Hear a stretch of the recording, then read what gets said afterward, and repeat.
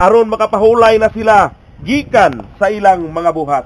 Kayang ilang mga buhat maganunot man kanila. Busa mga igsoon, samtang buhi pa ang tao, magabuhat siya matarong. Kay kining mga buhat natong matarong, mao kini ang magasunod kanato. Ang mga buhat nato mao'y mahimong handumanan usab sa mga nangabilin, mga kaigsuonan. Nining maong pagpanaw, musunod ang paghukom sumala sa ginaingon sa Hebreano 9:27. Og ingon nga kini ginatudlo alang sa mga tao ang pagkamatay sa makausa. Og tapos diana mao ang paghukom. Sumala usab sa Pinadayag kapitulo 20 bersikulo 12.